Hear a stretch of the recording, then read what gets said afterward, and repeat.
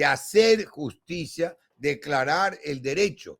Es una connotación más alta que una mera administración, ¿verdad?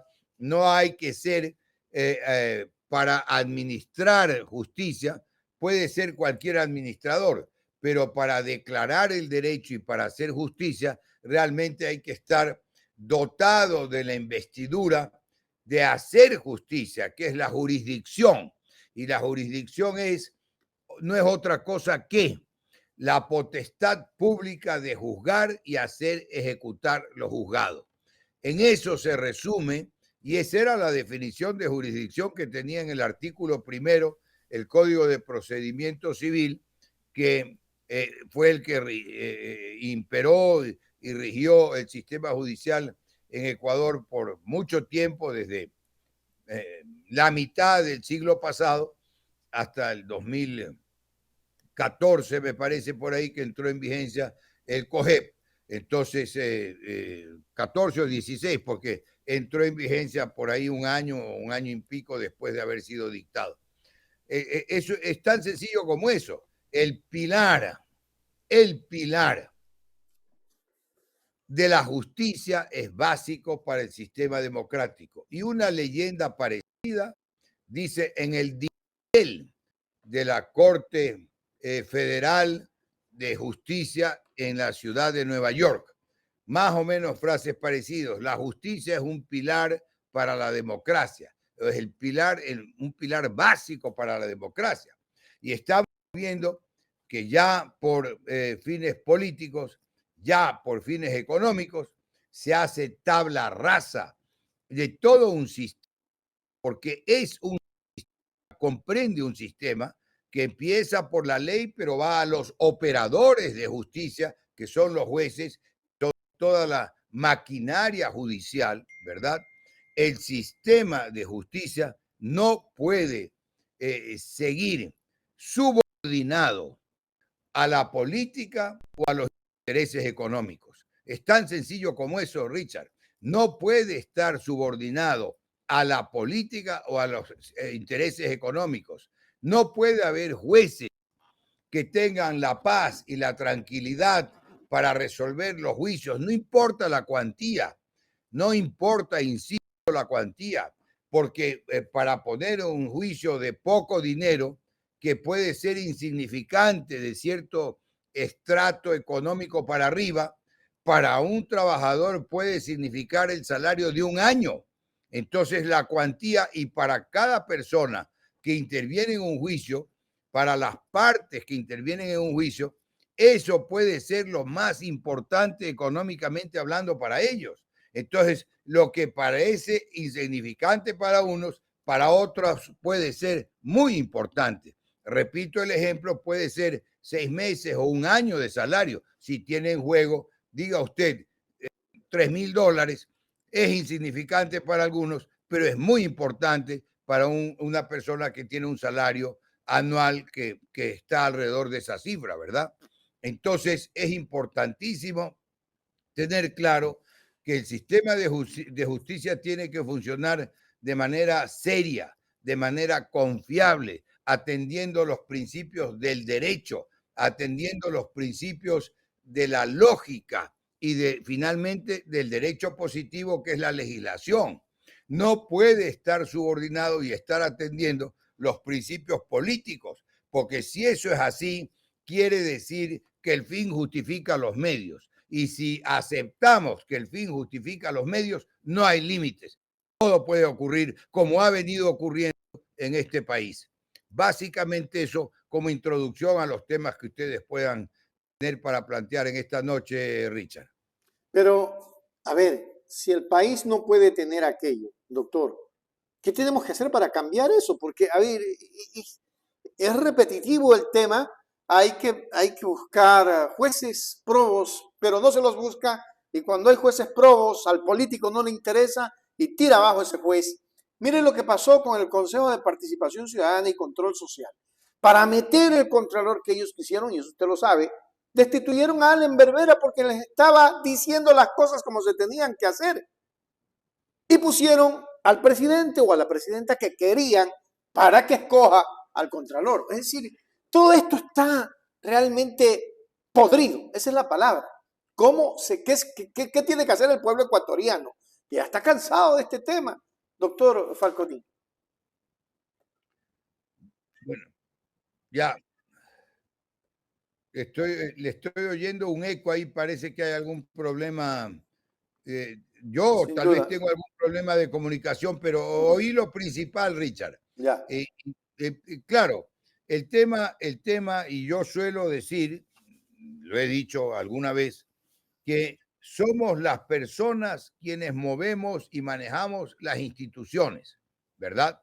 Entonces, para contar con jueces confiables, tenemos que tener jueces para quienes la más leve tentación no resulte irresistible. ¿Me explico?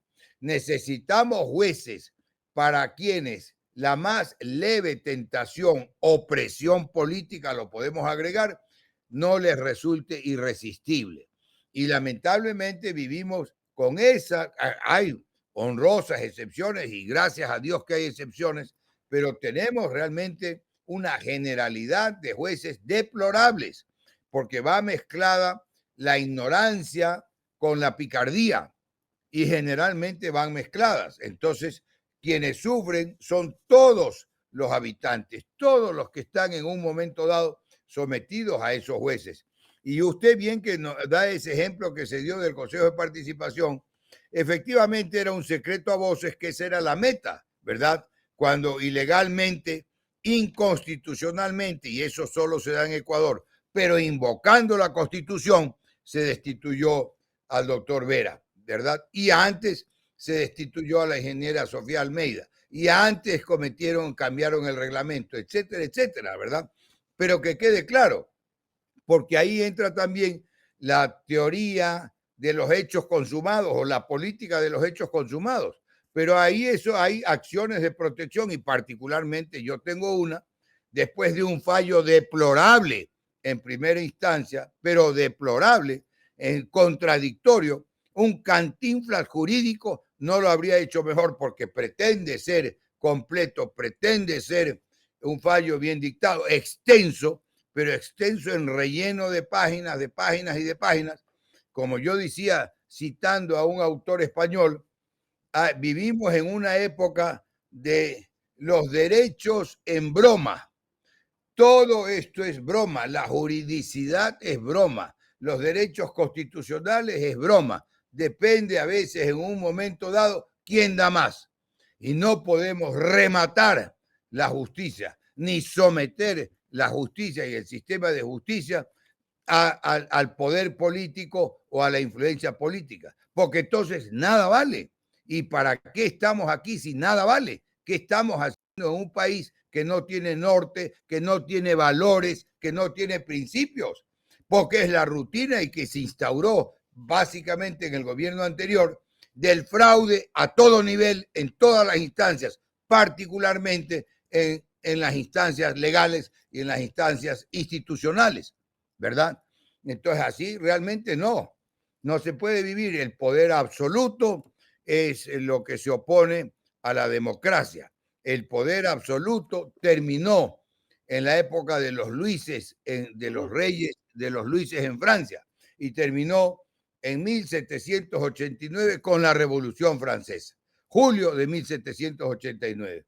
Y ese hito histórico hoy está quedando en nada, porque países como Ecuador están volviendo a la época anterior a la Revolución Francesa.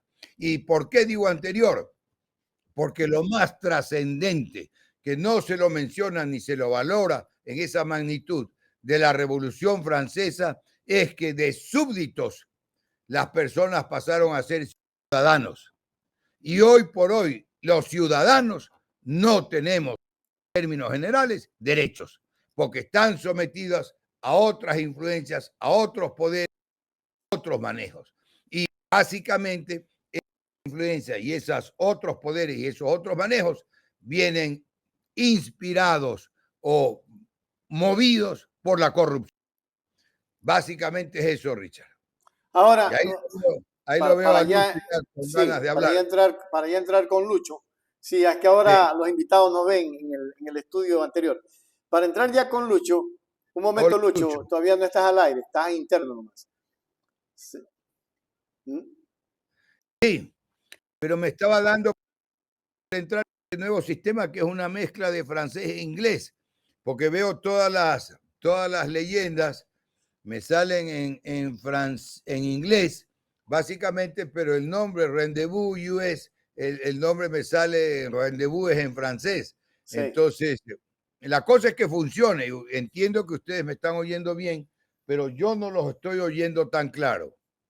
Ahí me está escuchando bien, doctor. Ahí lo escucho mejor, ahí está mejor, Lucho. Muy bien, ahí es que recién me da paso el señorito. Tal Usted vez es que no decía, le querían dar paso, pues no. así es, pues doctor, así es A cuando ver, uno es pobre, lo que así es la pasa es vida. que usted Usted estaba estaba todavía en hablando de los espera. Luis. Muchas Claro, gracias, porque el nombre de uno, mire la aristocracia que tiene. mire, mire Por de dónde Doctor, favor. viene, de los Luises de Francia, claro. Así es, Y doctor. hay una anécdota ahí a Luis XIV que le decía a uno de estos asesores, le decía, Majestad, pero hay una reclamación justo antes, en víspera de la Revolución Francesa, de la Revolución, ¿no? Justo antes decían, eh, hay un reclamo, el pueblo reclama, y entonces el rey se asoma a la ventana y dice, sí, ahí hay unas cuantas personas. Y este le contesta, no, no es unas cuantas personas, es una revolución, majestad. Y terminó en la Revolución Francesa, ¿no? Que es un hito histórico, ya le digo, hay que tener presente porque realmente a partir de ese hito histórico es porque tuvo toda esa fuerza para el mundo occidental, el ciudadano pasó de súbdito a ciudadano, el que hoy se llama ciudadano. Antes de eso era solamente súbdito. Oiga, doctor, ya que usted nos ha puesto este caramelo muy bonito, trayéndonos esa anécdota y esa historia, pero lo que estamos viviendo va a quedar registrado en la historia cuando existe un concurso en camino y sale la señora fiscal con una bomba de tiempo, realmente donde arrastra, pero arrastra con todo, es como si fuera un tsunami esto, y desde el presidente de la corte, jueces, policías, generales, es una cuestión de loco. Lo importante de aquello, doctor, es que las cosas se hagan bien, porque nosotros lo que queremos es una justicia que sea vertical, no una justicia que sea a pedido. Pero esto no será un globo de ensayo, porque va en camino a nombrar a 6 jueces y en la final no le gusta a las personas que van a ser, como quien dice, ahora sí, ya no van a tener la gran mayoría en la corte, porque se están manejando a su antojo. Hoy en día van a entrar sangre nueva y tal vez no los podrán manejar. ¿Será esa una de las causas o realmente estamos aplicando justicia como debe ser en el país, doctor? Mire, el tema se presenta muy complicado, muy difícil, con un panorama, lamentablemente, un panorama, digo, lamentablemente, muy difícil para quienes están involucrados. Empezando, ya le digo, por el presidente del Consejo de la Judicatura, porque hay ahí una suma de indicios y de explicaciones que tienen que darse. Ahora, también hay, y yo obviamente como abogado, como ciudadano, lo recojo y lo hago propio, también hay un principio que es realmente casi es un axioma jurídico y es un principio de que nadie es culpable hasta que no exista una sentencia ejecutoriada, no basta una sentencia de primer grado que así lo declare. Ese es el punto de partida. Pero obviamente en los procesos tienen un desarrollo. Por eso se llama proceso, porque viene de progreso, un progreso de sucesos, de diligencias, de actuaciones. Ese es el proceso, ¿verdad? Entonces, ese proceso tiene una etapa inicial, tiene una etapa básicamente probatoria, etcétera. cuando cambia significativamente la materia penal de la materia civil. Y en la materia penal, pues la etapa es de indagación, puede haber unas medidas cautelares, que es lo que ahora se ha dado, y tiene que haber una acusación cuando hay una acusación fundamentada. No es cuestión tampoco que un fiscal o la fiscalía en términos generales puede arbitrariamente, siguiendo el sistema, siguiendo obviamente, puede arbitrariamente tomar una medida dura, una medida cautelar, y menos contra un alto funcionario, si no tiene lo que ellos denominan elementos de juicio, si no tienen presunciones importantes, sólidas, congruentes, para llegar a unas medidas a ese tipo cuando está en la etapa inicial, ¿verdad? Entonces, eso es importante tomarlo en cuenta, porque si lo contrario sería decir que todo proceso penal necesariamente tiene que culminar o terminar con una sentencia condenatoria. Sería absurdo, ¿verdad? Juicio. ¿Para qué entonces el juicio, no verdad? Claro. Y eso sería aplicable a cualquier otro tipo de juicio, también a los juicios civiles, etcétera, ¿no verdad? Entonces, una cosa es la situación a la etapa inicial y otra cosa puede ser significativamente distinta al final en la resolución final. Pero el sistema en general, y ese es el problema de Ecuador, está tan desacreditado, el sistema judicial está tan contaminado que llega a los más altos niveles. Eso es lo deplorable, eso es lo lamentable, ¿verdad? Y ya le digo, porque yo no creería que se pueda tomar una medida de esa naturaleza con ligereza, sin fundamentos, sin elementos de convicción y supuestos coincidentes, congruentes, suficientes, por decirlo de alguna manera, Lucho. Decía el presidente de la Corte en unas declaraciones, doctor, que a él lo han llevado solamente para hacer unas declaraciones. Lo han llamado para hacer unas declaraciones, pero la forma que han hecho, es decir, con allanamiento, con policías y todo lo demás, en base al rango que él tiene, debería haber habido algún trato de esa manera, como debió ser solamente con allanamiento y llevárselo al señor detenido. Y además, también, doctor, como le hablaba del asunto del concurso, que ya está en su etapa casi por terminar, ¿quién va a concluir este concurso? ¿Será que van a llamar al suplente? ¿Cómo harán si el señor ya lo dejan detenido? Así como hicieron a Glass, que estuvo más de 60 días y perdió la vicepresidencia. ¿Puede ir la cosa también por ahí, doctor? Bueno, en realidad no tengo detalles de ese concurso. Yo he estado más bien preocupado con otros temas, como es público y notorio. No tengo detalles. He leído superficialmente las noticias y de este mismo hecho que acaba de ocurrir que usted comenta, lo que yo tengo son los comentarios y los titulares principales y básicamente de esta noche, ¿verdad? Entonces, no tengo una información más completa, menos de ese concurso, pero sí puedo, más como abogado en ejercicio, ahí sí, dar fe y comentar las barbaridades que se ve en términos jurídicos respecto de ciertos jueces. Y entonces será que esos jueces accedieron a una posición tan delicada, como yo decía al principio, de hacer justicia, declarar justicia y ejecutar, ¿verdad? Merecidamente en los concursos que hoy por hoy se ha hecho rutina en Ecuador, o con deficiencias no solo en la formación profesional, para no decir académica, en la formación profesional de abogado, porque para ser juez hay que ser abogado primero y hay que haber tenido un ejercicio por cierto tiempo, ¿verdad?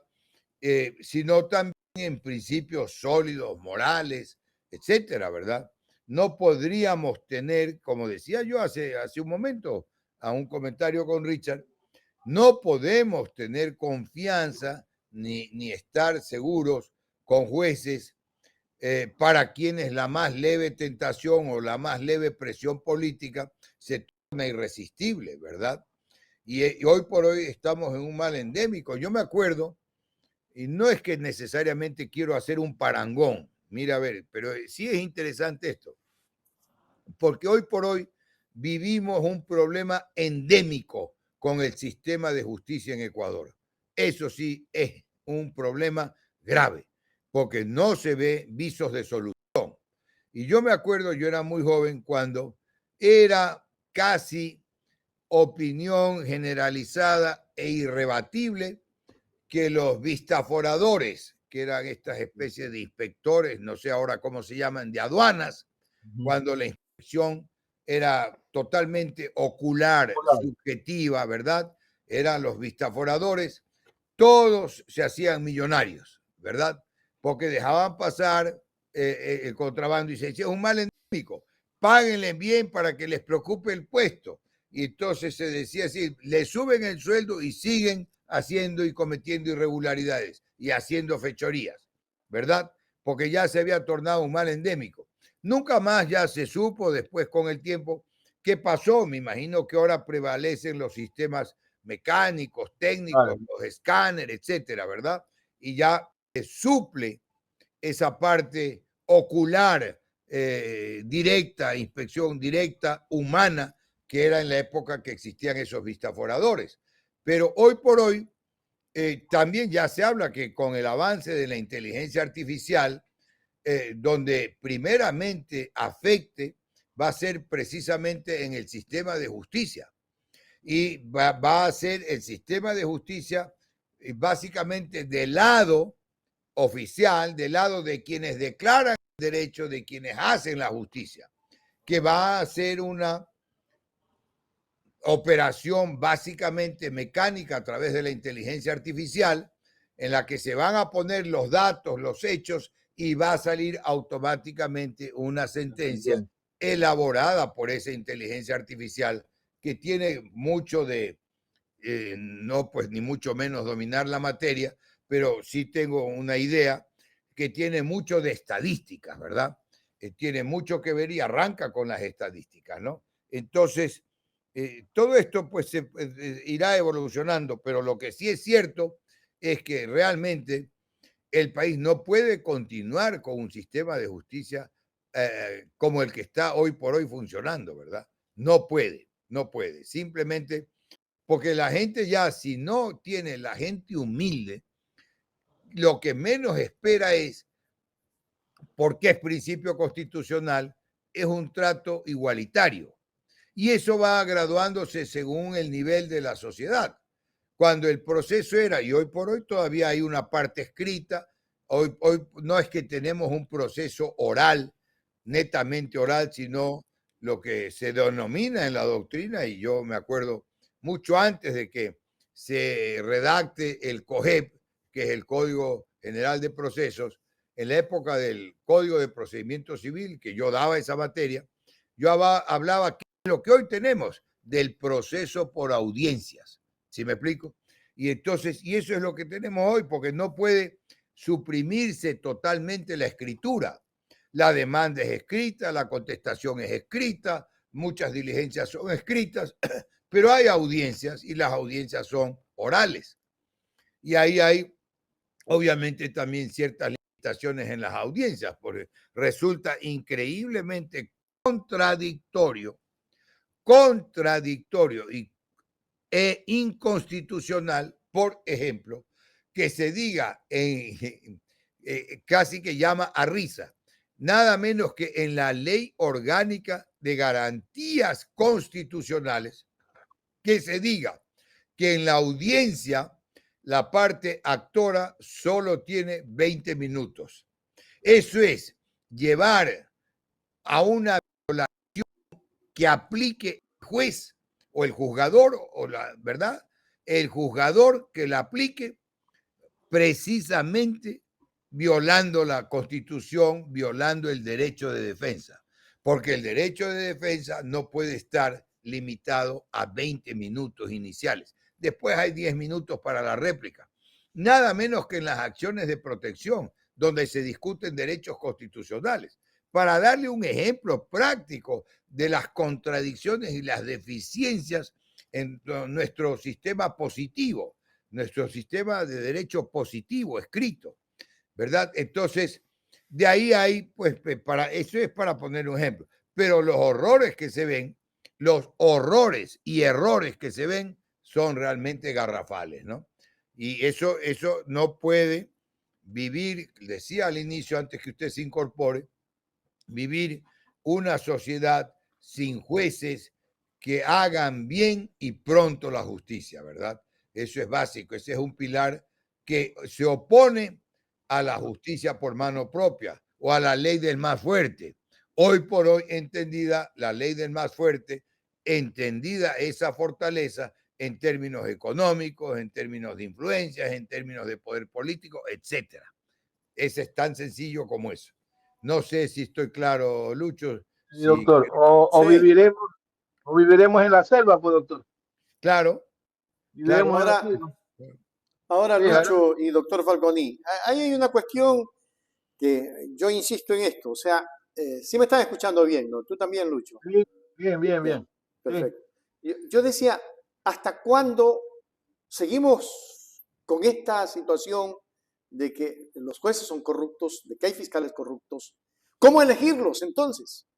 O sea, porque ahora, a ver, había una analogía que alguien hacía, decía, ya no hay que elegir presidente, hay que elegir fiscal para que dirija el país, porque los fiscales están poniendo con la presión mediática y con la presión de la persecución política, si se puede decir, o de la judicialización de la política, están comenzando a hacer lo que quieren. Entonces, hay que tenerle miedo a un fiscal, le tienen miedo los asambleístas, porque si no tienen nada, se las montan. Entonces, ¿a qué atenernos en este siglo XXI cuando la tecnología ha avanzado? Y usted hablaba del ChatGPT.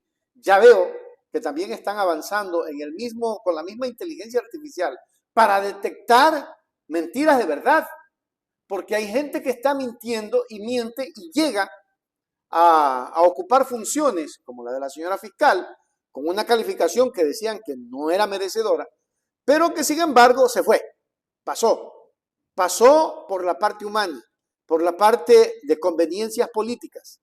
¿Qué debemos de hacer, doctor? Esto es gravísimo, o sea, el país está en la indefensión. Sí, veía, y le quiero preguntar, creo que por tercera vez, ¿fue legal o fue ilegal todo lo que hicieron hoy y en la madrugada de ayer? Bueno, mire, Richard, que es lo que comentábamos al principio, ¿verdad? ¿Sí? Y yo no sé si lo mencioné o no, pero yo suelo decir, somos las personas quienes movemos y manejamos las instituciones, ¿verdad? Entonces, lo fundamental es llegar a contar con funcionarios, y particularmente en un área tan delicada como la justicia, con funcionarios probos, competentes, capaces y que tengan una formación sólida. Ahora, ¿cómo conseguir eso? Pues la solución no es una, porque el problema, yo le puedo decir, viene desde la universidad, hoy por hoy.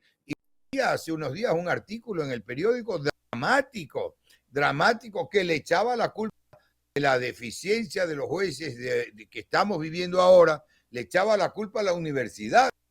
Y yo me acuerdo, pues, si yo di 40 años clase en la Universidad Católica de Guayaquil, imagínense que es un periodo importante, y yo era conocido como uno de los profesores más severos.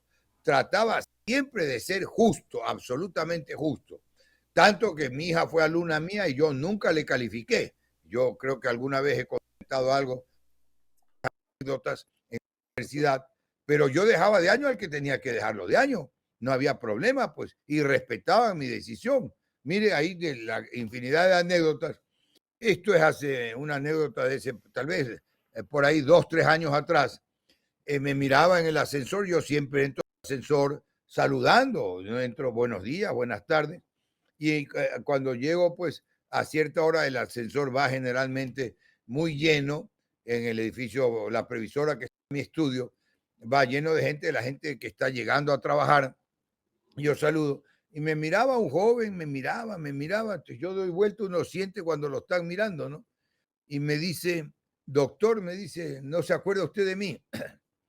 Entonces yo siempre digo, y normalmente eso me pasa, le digo, yo sí le veo cara conocida, pero la verdad no me acuerdo el nombre. Entonces me contesta este joven, sí, doctor, me dice, yo fui alumno suyo. Y ahí yo iba de buen humor, me sale la broma y le digo, de haber sido mal alumno que no me acuerdo. ¿No? Entonces todo el ascensor se moría de risa, ¿no?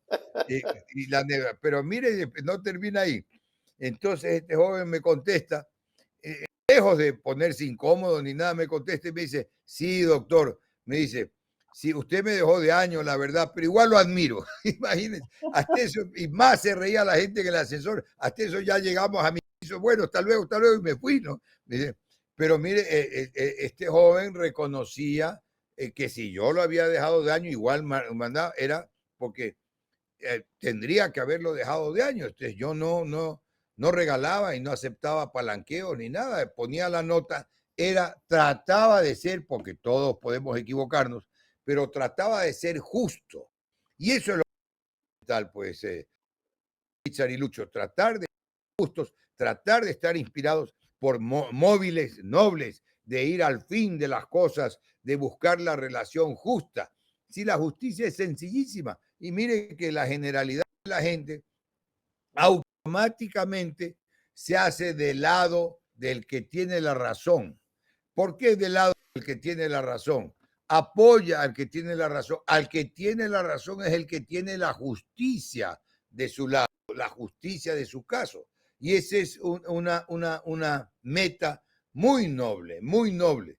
Y toca y pasa por experiencias duras cuando hay ciertos conflictos que a veces son conflictos familiares, de parentesco, sentimentales de por medio, y ahí es cuando está previsto en las leyes, obviamente en las leyes procesales, está previsto que el juez se retire, invoque una razón, diga, no, yo tengo un parentesco con una de las partes, no puedo resolver este caso. Y si el juez no tiene esa iniciativa, el mecanismo que tienen las partes procesales es el de recusar al juez. Lo recusan invocando la razón que dé lugar a que se excusen o sean recusados, ¿verdad? ¿Para qué están esas instituciones? Desde el asegurar una decisión, un fallo justo, porque lo que se busca es justicia, y la justicia es lo que genera esa paz social, que se tenga esto claro, paz social, porque si no, imagínense volver a la época de las cavernas, que el más grande, que el más fuerte es el que lleva la razón. Imposible, ¿verdad? No se puede en un mundo civilizado mantener eso. Y repito lo que he dicho hace un momento, hoy por hoy debe entenderse al más fuerte, no necesariamente como el más grande, el más musculoso, sino el más fuerte en un sentido de económico, de influencias, de contactos políticos, etcétera. Esa sería la versión actual del más fuerte. Y eso no puede ser el móvil para las decisiones judiciales. Básicamente eso. Correcto, adelante, Lucho. Doctor, la fiscal se mueve con los medios de comunicación para hacer los allanamientos y todo lo demás. El presidente Correa hizo por medio de la cuenta X que él tiene, o Twitter, que una información confidencial había tenido y que eso iba a haber unos allanamientos y todo lo más por el asunto también, él metió ahí de chanfle el asunto del concurso de méritos. Pero hoy en día se está hablando ya que él ha difundido noticias que realmente eran, pero si la misma fiscal va con los señores medios para que la acompañen, tiene que ver a ellos lo que va a hacer. ¿Cómo tejer esto? que dice que le pueden hacer un juicio por que hacer pública información reservada al presidente de la República. A ver, yo no sé ahí, no sé el alcance, no he visto la declaración del presidente Correa, no he visto lo otro, no he visto, como le dije, solo tengo el dato de los titulares y le cuento porque yo he estado enfrascado en un tema complicadísimo que era una apelación precisamente en una de esas acciones de protección, que el término vencía hoy día. O sea, no es que estoy diciendo que no, porque yo estoy normalmente bien informado. He estado 2, 3 madrugadas revisando y preparando ese tema. Repito que el término vencía hoy día y se ha presentado con las justas esta tarde a las 4:30 de la tarde, ¿no? ¿Verdad?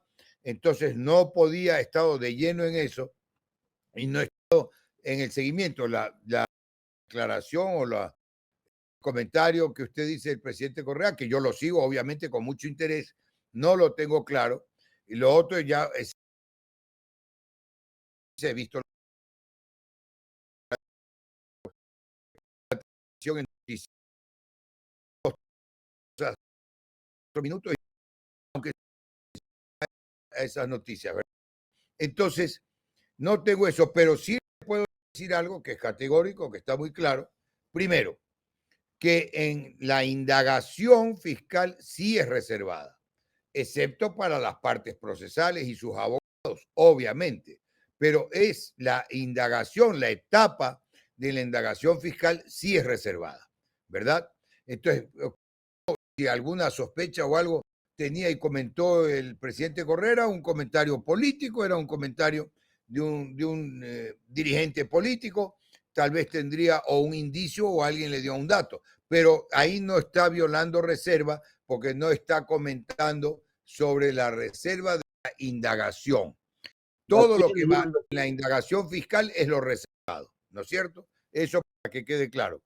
Y lo he dicho yo también, no sé si de repente lo tengo por ahí escrito, los jueces deben resolver por lo que la ley diga y conste de las tablas procesales, dicho en otras palabras más sencillos, y conste del expediente, ¿verdad?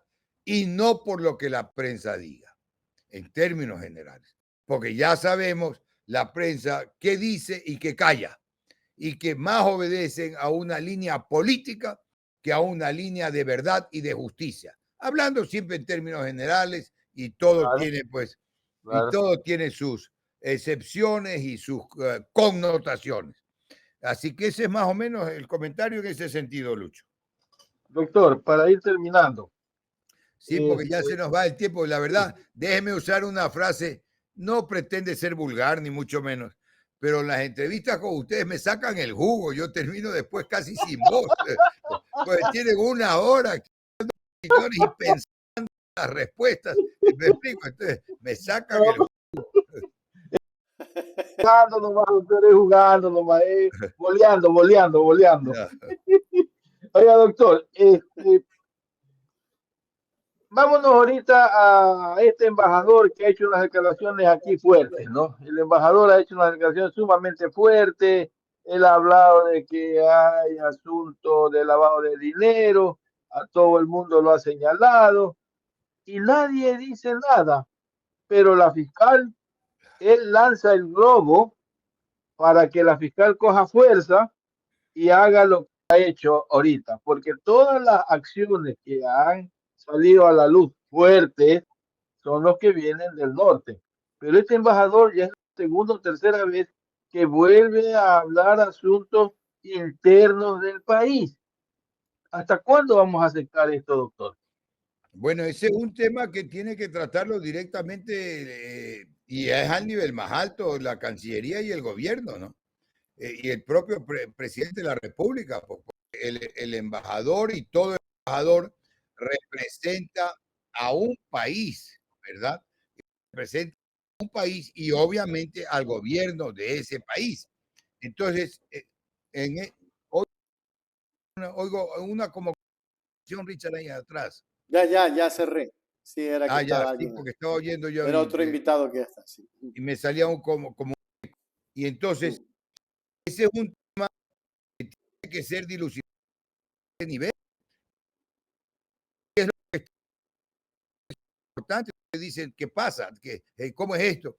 Pero frente a esas declaraciones del embajador que no está, debería presumirse de partida que es en el afán de colaborar, pero ¿cuál es la respuesta del gobierno y del lado oficial? No hay respuesta. Nadie dice nada.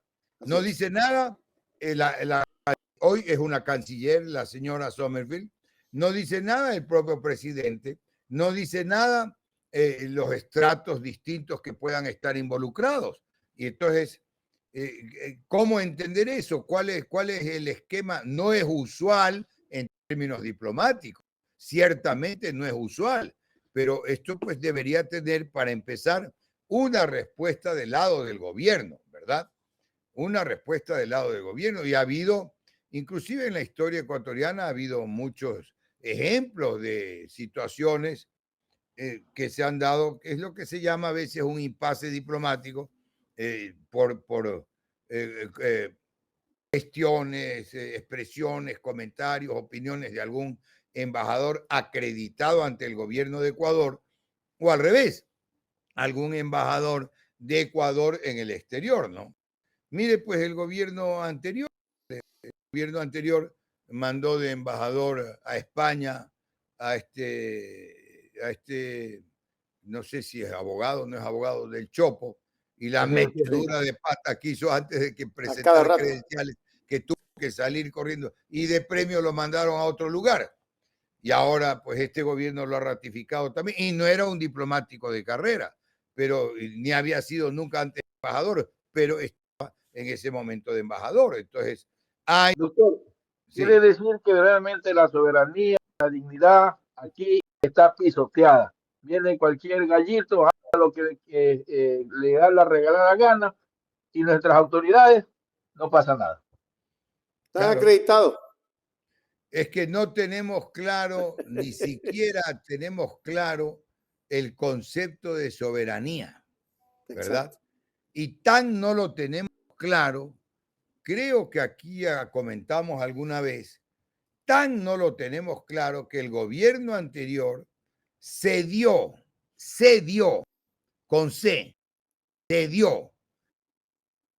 Entonces, cesión de ceder, y otra cosa es cesión, eso es con C, y otra cosa es cesión de sesionar, ese es con S, para los amigos que no manejan tan bien la ortografía. Entonces, el gobierno cedió la soberanía sobre las Islas Galápagos en materia de turismo y en materia de pesca, que es la riqueza de las Galápagos, ¿verdad?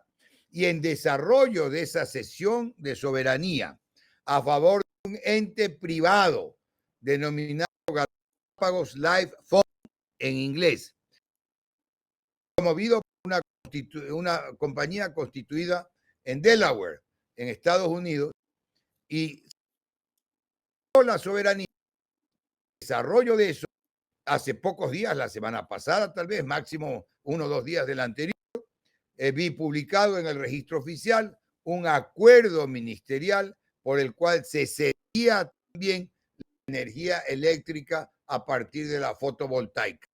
Entonces, cediendo la soberanía, ¿cómo va a creer algo que sería, si estamos claros en la soberanía, la potestad de autodeterminarse, de tomar decisiones autónomas en un territorio determinado, que implica una nación que tiene una concepción distinta de lo que es el Estado, jurídicamente hablando, ¿verdad?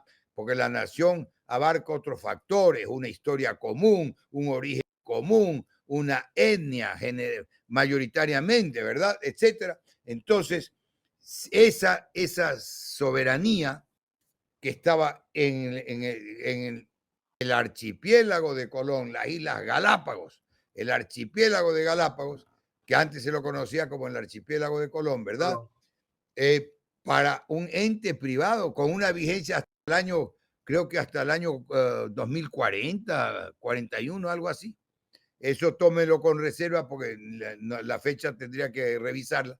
Pero yo pensé que cualquier presidente cuando asumía la posición de la presidencia, uno de los decretos que tendría que haber dictado sería el derogar esos decretos cediendo la soberanía de las Galápagos, que eso es inconstitucional, pues, ya que usted habló de soberanía y esto ha pasado por ahí.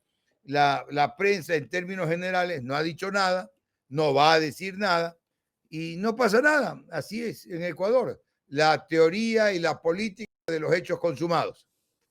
Así es, doctor. Muchas Sí, gracias, señor. doctor, de mi parte. Doctor, Dios lo bendiga. gracias. Un abrazo. Con todo gusto. Gracias, Doctor Doc. Richard, gracias a Un usted. abrazo. Estamos en contacto y ya habrá tiempo pues para desearnos feliz año y desear feliz Navidad a toda la audiencia, a ustedes en particular. Y por esto pues me ha sido grato como siempre estar en esta charla que me saca el jugo, que me hace hablar todo lo poco que sé, y ahí vamos compartiendo estas ideas y estos conocimientos. Que tengan buena noche. Adiós.